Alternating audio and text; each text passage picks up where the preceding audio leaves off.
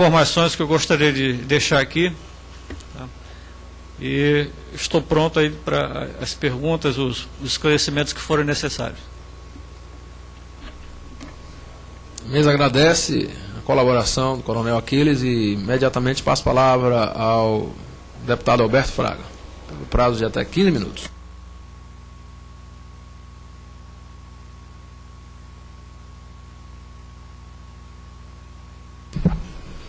Senhor presidente, excelentíssimo deputado Cláudio Cajado, quero cumprimentar toda a mesa e também aos deputados Peninha e deputados Bolsonaro e todos os presentes. Eu queria só fazer um breve relato, que foi aqui exatamente nesta comissão, em 1999, eu como deputado federal de primeiro mandato, recebi a incumbência de pegar mais de 60 projetos e condensar em apenas um projeto. Eu fui o primeiro relator do Estatuto do Desarmamento. E aqui sim, doutor Almir, aqui sim foi aprovado por unanimidade o que nós fizemos aqui. Atendemos todos os deputados, todas as iniciativas e colocamos alguma coisa para ser votado aqui. Faço questão de frisar que eu fui o responsável pela colocação dos requisitos para que alguém possa ter um porte de arma ou comprar uma arma no nosso país. Não como antigamente.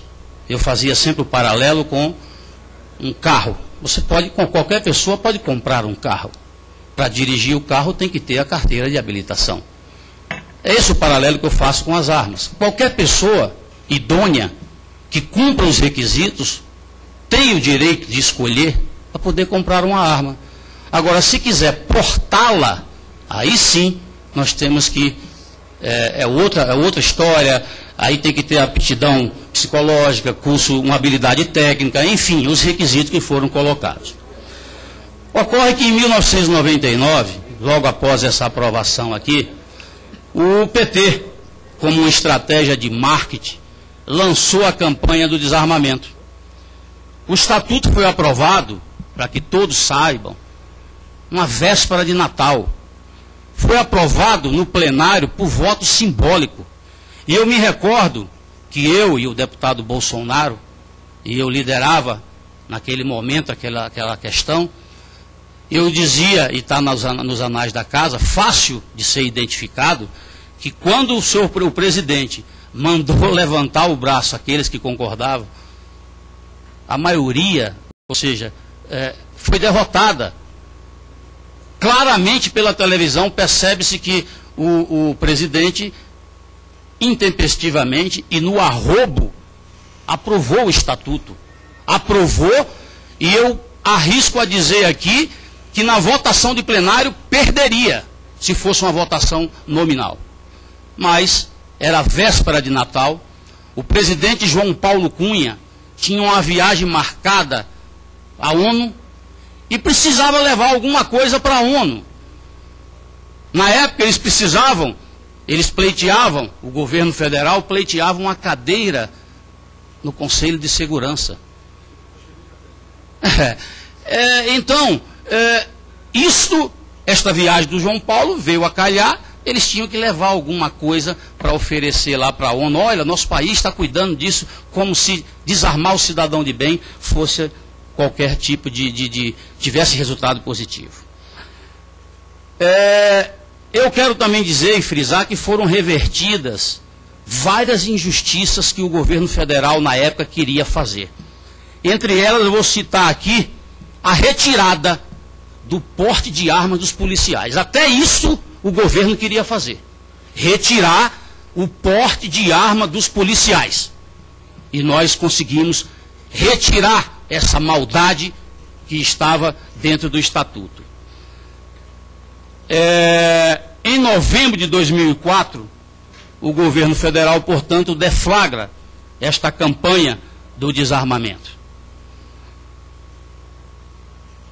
Eu fui obrigado, por uma iniciativa própria, e graças a Deus seguidos por alguns colegas que acreditavam na ideia, eu me senti, como um coronel da Polícia Militar, conhecedor das mazelas sociais, conhecedor dos problemas de segurança pública da minha cidade, eu achava tão absurdo aquilo que o governo federal estava fazendo com a população, que eu tomei a iniciativa de colocar outdoor na cidade.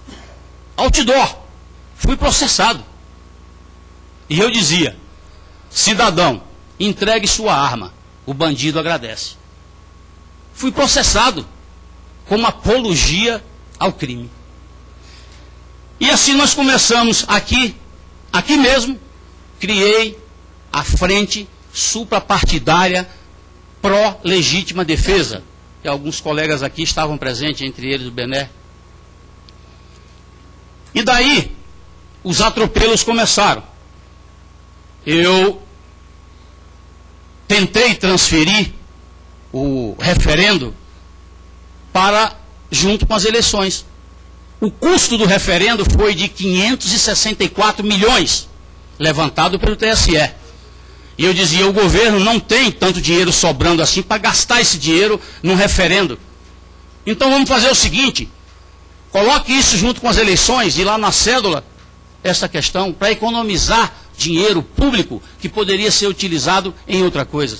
Para vocês terem uma ideia, o fundo constitucional, na época, era de 424 milhões. O fundo constitucional da segurança pública era de 424 milhões. Em seguida, o governo cortou 248 milhões. Ou seja, a segurança pública verdadeiramente não importava e não importa para o governo federal. As frentes parlamentares foram criadas em 2005, eu fui escolhido presidente desta frente, da frente do não, e na frente do sim foi o senador Renan Calheiros. 3 meses do referendo, 80% da população era favorável ao desarmamento. Apenas 17% era contra. E 3% não souberam responder à pergunta que foi feita de forma equivocada para confundir o nosso cidadão. Percorremos 56 cidades brasileiras, 18 estados, fazendo palestras. Amigos dos estados entraram nessa luta e, com o início da propaganda política, com o início da propaganda eleitoral, é que nós verdadeiramente começamos, através do esclarecimento ao povo, o povo começou a entender a jogada que estava sendo feita pelo governo federal. E aí veio a vitória, com 64% da população dizendo não ao desarmamento do cidadão de bem. 26% foi contra. Após a vitória, humildemente eu procurei o ministro da Justiça, Dr. Márcio Tomás Bastos, e propus algumas coisas para ele, entre elas, a criação do Ministério da Segurança Pública, a verba carimbada para a segurança pública, que até hoje não existe. Levei coisas verdadeiramente pertinentes para se combater a segurança pública, a violência nos grandes centros. Fui ignorado, e aí, logo em seguida, mesmo perdendo no voto, o governo continuava insistindo, batendo nessa tecla. Eu era do PMDB, e saí do PMDB e fui para o PTB. Então o presidente Roberto Jefferson me garantiu, me prometeu uma ação direta de inconstitucionalidade para derrubar 18 vícios de inconstitucionalidade flagrante existente no Estatuto. Conseguimos. Fui para lá, fizemos. Entre elas, uma delas era a inafiançabilidade. E aqui eu quero começar a dizer para que serve o Estatuto hoje em vigor. Apenas e tão somente para não deixar a polícia e o Ministério Público, quando fazem as suas operações de busca e apreensão, sair de mãos abanando. Deputado Peninha, se uma autoridade é acusada de corrupção e a polícia invade a casa dele para buscar papéis que comprovem alguma coisa, algum indício de corrupção, não encontra nada. Mas ele encontra uma arma, uma arma às vezes deixada pelo seu avô, uma arma hereditária, uma arma que não faz nenhum tipo de, não causa nenhum transtorno nas ruas do nosso país, mas a polícia apreende aquela arma e indicia a autoridade por posse ilegal de arma. É para isso que hoje está se vindo no Estatuto. Nada mais. Porque não reduziu a violência, não reduziu coisa nenhuma de índice de criminalidade. Eu não tenho os números, mas espero que alguém aqui apresente os números para mostrar que o número de armas vendidas no país é insignificante. É insignificante. As armas que hoje a Taurus vende e a munição que a CBC hoje vende é para as polícias militares e para as forças armadas. Mais nada. Para se conseguir, e é bom que se diga em alto e bom som, e eu dizia isso claramente, o Estatuto não proíbe o cidadão de bem de comprar uma arma, não. De ter porte de arma, não. Não proíbe, não. Hoje quem proíbe isso é a Polícia Federal, que enrola o cidadão, que protela, que não permite que o cidadão consiga ter o seu direito de escolha preservado. Eles enrolam tanto, manda tirar uma certidão. Quando você comparece, a certidão já venceu. Aí manda se tirar outra certidão. E assim eles vão enrolando um sistema de protelação que até hoje ninguém tomou providência. Eu não vou nem falar aqui em armas destruídas, que isso é balela pura. Que não se destrói garruncha velha. Denunciei isso aqui quando deputado e não adiantou nada. E não posso esquecer, doutor Almir, de dizer que o Estatuto foi aprovado em pleno mensalão aqui nesta casa. Em plena época do mensalão. Aí cada um faça o seu juízo de valor. Os marginais cresceram diante da população. Cresceram. Eu sempre combati o seguinte, sempre dizia o seguinte: nós não podemos dar a certeza ao marginal que naquela casa não existe uma arma para defender aquela família. Essa era a minha luta, a minha briga. Mas não, o que o governo quer é dizer o seguinte: ó, o governo não protege, o Estado não protege. Aí tira do cidadão o direito de se defender, de defender a sua família. O que é que dizem daquela senhora, uma velhinha de 70 e poucos anos, que salvou a sua vida, deu um tiro no vagabundo, mandou ele alto lá, não entre não. Atirou no cara, foi notícia nacionalmente. Então, senhores, o Estatuto de hoje precisa sim ser reformulado, precisa ser mais atualizado. Tem algumas coisas, deputado Peninha, que eu não concordo. Eu acho que o cadastro tem que ficar na Polícia Federal, isso eu concordo. Os portes de armas têm que ser dados para os comandantes militares, porque é ele que conhece o policial e o militar. Quem conhece o soldado do lado do Exército, o sargento, é o comandante do Exército, não é a Polícia Federal. Então, eu acho que aí tem que ter uma centralização para a coisa. Agora, o que não pode é a Polícia Federal fazer o que está fazendo. Isso aí os parlamentares precisam investigar. Não consegue tirar uma arma.